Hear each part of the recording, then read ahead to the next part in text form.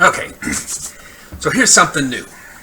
Lately, I've been hearing a lot about how people have been making sourdough with all of this free time they've had at home and trying to figure that out.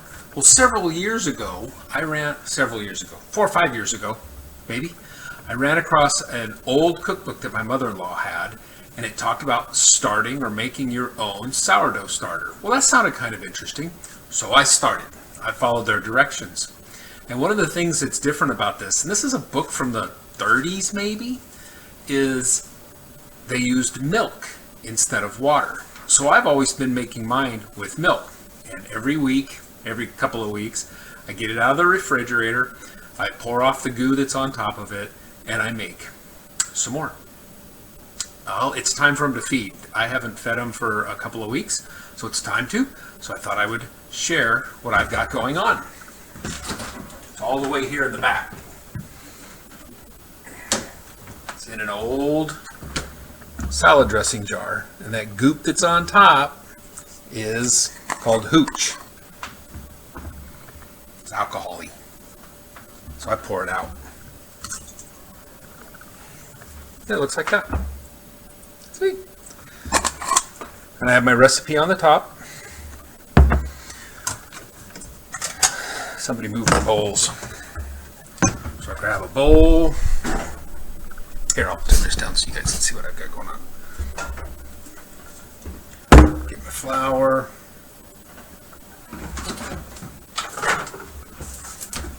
Get my milk.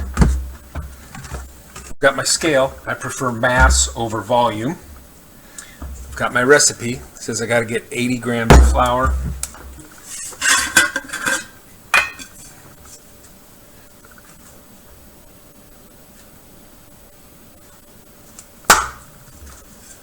Grams.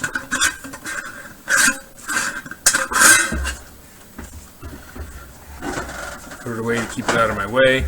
Everybody should wear a black shirt while they're working with flour. Zero that back out again. My recipe says I need 130 grams of milk.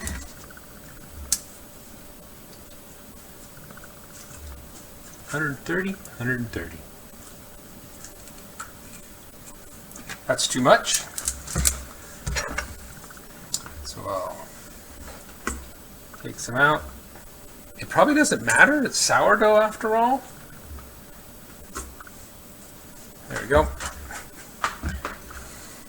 And then I mix it around. Can't see that very well, can you?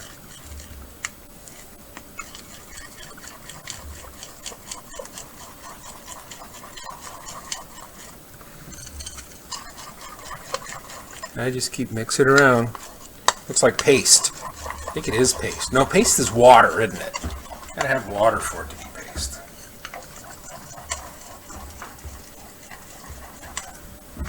Mix it up. Try to get all the lumps out of it.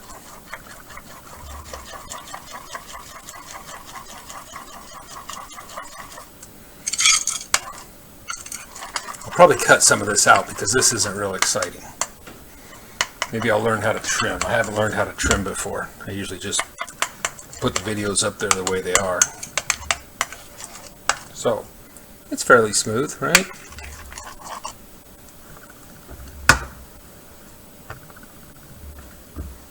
Back down the scale. Open my stuff. I usually mix this around a little bit.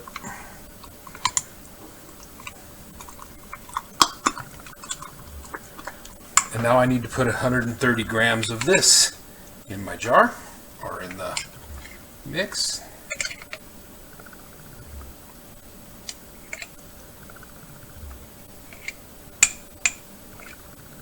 Ooh, it's a little drier than usual because I haven't fed it for a while. So I got my 130 grams. I'll mix that in for a while.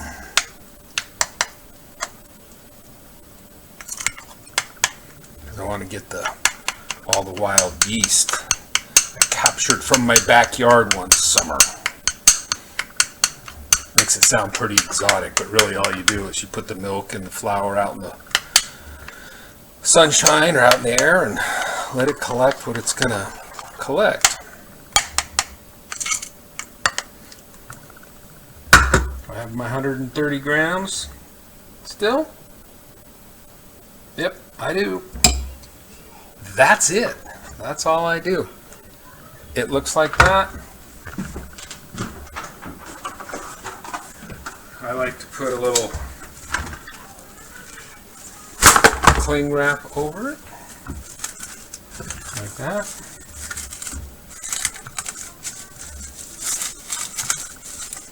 Seal it up because this will get all bubbly and it'll expand, and this kind of keeps it all together. And then actually, what I usually do for some reason is I set it on the stove like that. Set it on whatever's on the stove on a hot pad, and it just sits there. And tomorrow morning, it'll be all foamy, and I'll grab some pictures of that.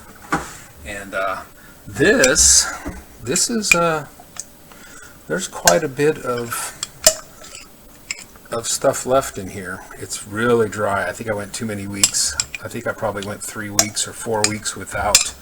I probably went 3 or 4 weeks without feeding this, so it got pretty dry down in there. I haven't made a whole lot with it. I've tried making some English muffins with it. That was okay. It didn't really work out all that good. By far, the best thing that I make with this, and the only reason I keep feeding this, is waffles. My sister, who says she doesn't like waffles, wanted second. We had a large family gathering, and I had everybody bring their waffle irons with them, and I was a waffle making machine. But you can, feed with this and make a double batch, which is what I've done before. Or when some people have needed or wanted some of mine, I've taken this waste and did the same feeding with it so that I could make a jar for them. But the waffles, they're the way to go. They come out looking normal and kind of feeling normal until you bite into them, and they're fluffy and just really incredible. I cook them for 5 minutes, and I have a waffle recipe somewhere in my waffle list, or in my recipe list. So anyhow, that's what I do. I'll do this every couple of weeks and keep it until somebody wants sourdough or we want to try making something with it. We haven't tried making a lot with it, so give it a shot. If you're local and you want me to give you some of this, send me a message and I'll get you some of my local Monroe sourdough bread. Not as famous as San Francisco sourdough, but sourdough starter nonetheless. Anyhow, if you like that, why don't you subscribe? I might do some other things like this. I think if one of these days I decide to make the sourdough waffle, I'll probably do a video of that too, because maybe I'll do it tonight. No, don't have time. I need to be fed. So anyhow, talk to you later.